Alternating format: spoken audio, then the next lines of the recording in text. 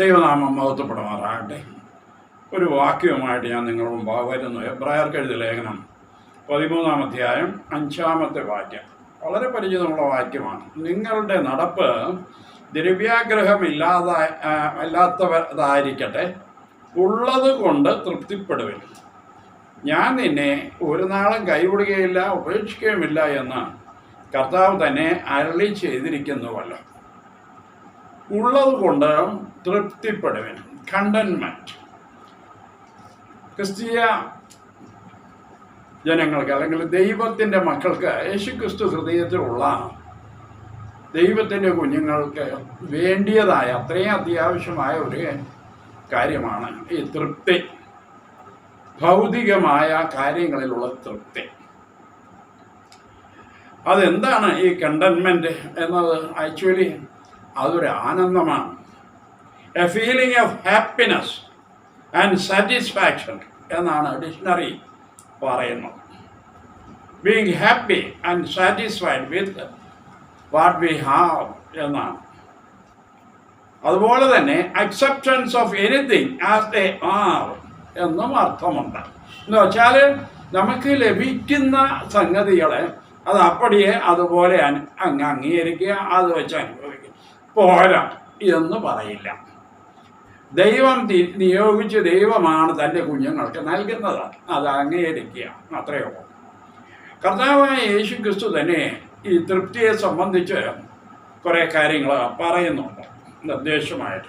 മത്തായി എഴുതിയ സുവിശേഷം 6-ാം അധ്യായം 19 മുതൽ വായിച്ചാൽ കർത്താവ് തന്നെ പറയുന്ന കാര്യം, ഭൗതികമായിട്ടുള്ള ആഗ്രഹങ്ങൾ അതുപോലുള്ള കാര്യങ്ങളിലുള്ള ആശങ്ക, അതുപോലെ തന്നെ വ്യാകുലത ആവശ്യമില്ല എന്ന് പറയുന്നു.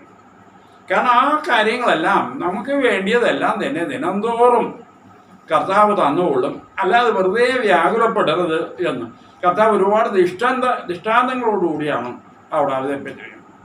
ദൈവത്തിൻ്റെ കുഞ്ഞുങ്ങളെ കാര്യങ്ങൾ നോക്കാൻ അറിയാം കർത്താവിന്.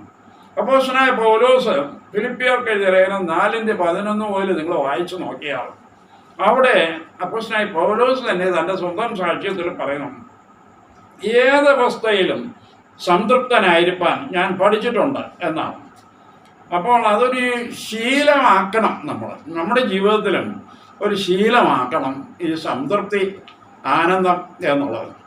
പൗലോസ് തുടർന്നും പറയുന്നുണ്ട്, ശരിയായ ദൈവഭക്തിയും ദൈവമക്കളുമായുള്ള ശരിയായ സ്നേഹബന്ധവും വളരെ കണ്ടൻമെൻറ്റ് തരുമെന്നാണ്. അതായത് ദൈവഭക്തി, ദൈവമക്കളുമായിട്ടുള്ള നല്ല കൂട്ടായ്മയും വളരെ കണ്ടൻമെൻറ്റ് തരുമെന്നാണ് പറയുന്നത്. ദൈവഭക്തിയോടുകൂടിയ കണ്ടൻമെൻറ്റ്, സംതൃപ്തി എന്ന് പറയുന്നത്, ദൈവഭക്തിയോടുകൂടിയുള്ള സംതൃപ്തി വലിയ ഗ്രേറ്റായ മഹത്തായ ഒരു കാര്യമായിട്ടാണ് അപ്പോസ്തലനായ പൗലോസ് തീമോത്തിയോട് പറയുന്നത്. എന്താണ് ഈ സംതൃപ്തിയെ ചോർത്തിക്കളയുന്ന ശക്തി? എന്താണ് നമുക്കുള്ളതായ ആ ഒരു ആനന്ദം? പൗലോസ് ഫിലിപ്പി ലേഖനത്തിൽ പറയുന്നത് മുഴുവനും കർത്താവിൽ സന്തോഷിപ്പിൻ, കർത്താവിൽ സന്തോഷിക്കും. അങ്ങനെയുള്ള സന്തോഷത്തെ കെടുത്തു കളയുന്നത് ആരാണ്? എന്താണത്?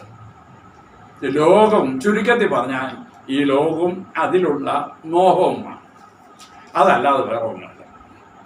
ആകെ കൂടാതാണ്.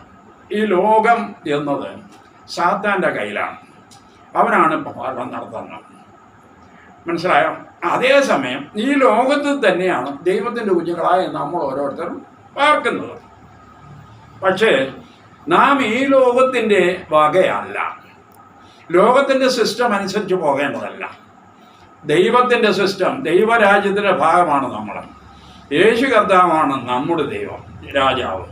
അപ്പം യേശു കർത്താവിനെ പ്ലീസ് ചെയ്യുന്ന രീതിയിൽ വേണം നമ്മൾ പോകാൻ. അവനോടുകൂടിയുള്ള വിശ്വാസത്തിലും അവനോടുകൂടിയുള്ള സ്നേഹത്തിലും അവനെ പ്രസാദിപ്പിക്കുന്ന രീതിയിലുള്ള ജീവിത ശൈലിയും നമ്മൾ പാകപ്പെടുത്തണം. പൗലോസ് പറയും പോലെ അതാണ് വേണ്ടത്. ഈ ലോകത്തിന് അതിൻ്റേതായ ഒരു രീതിയുണ്ട്. എന്നതാ? പണക്കൊതി, സെക്സിൻ്റെ കൊതി, പിന്നെ അതുപോലെ ആർഭാടത്തിൻ്റെ കൊതിയും, മനസ്സിലായില്ലേ? അതുപോലെ തന്നെ പ്രസിദ്ധിയുടെ കൊതിയും, പ്രസിദ്ധരാകുക, പവർ, അധികാരം പിടിച്ചെടുക്കുന്ന കൊതിയും എവിടെയും ഇത് കാണാം. അതൊന്നും കിട്ടാതെ വരുമ്പോൾ ഈ ലോകത്തിൻ്റെ ആളുകൾ ആത്മഹത്യ ചെയ്യും, അല്ലെങ്കിൽ ആരെങ്കിലും വെടിവെച്ച് കൊല്ലും, അല്ലെങ്കിൽ എന്തെങ്കിലും കുഴപ്പങ്ങൾ കാണും. അത് ലോകത്തിൻ്റെ രീതിയാണ്. എന്നാൽ ദൈവത്തിൻ്റെ മക്കളും ഇങ്ങനെയുള്ളതായ ഇമ്മോറലായിട്ടുള്ള പോക്കുകളും പണപരമായിട്ടുള്ള വീക്ക്നെസ്സും കാട്ടുന്നുണ്ട്. ഈ നാളുകളിൽ പലതും കേൾക്കുന്നുണ്ട്. അതൊരു വലിയ നിർഭാഗ്യകരമായ കാര്യങ്ങളാണ്. അതൊരിക്കലും ദൈവത്തിൻ്റെ കുഞ്ഞുങ്ങൾക്ക് ശരിയല്ല.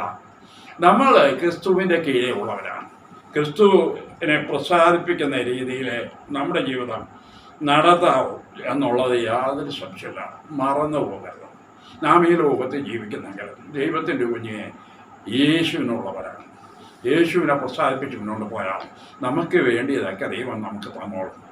നമുക്ക് വേണ്ടിയത് നമ്മളുടെ ഹൃദയത്തിൻ്റെ ആഗ്രഹം അനുസരിച്ച് നമുക്ക് തന്നോളും. അമിതമായിട്ടുള്ളത് എന്തിനാണ്? അമിതമായിട്ടുള്ള പണം എന്തിനാണ്? അമിതമായിട്ടുള്ള ഭക്ഷണം എന്തിനാണ്? ആർഭാടത്തരം എന്തിനാണ് അനാവശ്യമായ ഈ ലജ്ജയായതിൽ മാനം തോന്നുന്ന രീതിയിൽ നമ്മൾ എന്തിനാണ് ജീവിക്കുന്നത്? അങ്ങനെയൊന്നും നമ്മൾ ജീവിക്കണ്ട. അങ്ങനെയൊന്നും നമ്മൾ നടക്കണ്ട. നമ്മൾ ഒതുക്കത്തോടെ മോഡസ്റ്റായിട്ട് നടക്കുവാൻ, കർത്താവ് ഭക്തിയോടെ ജീവിച്ച് കാട്ടുവാൻ നമ്മെ ഓരോരുത്തരെയും സഹായിക്കുമാറാകട്ടെ. ആമേൻ.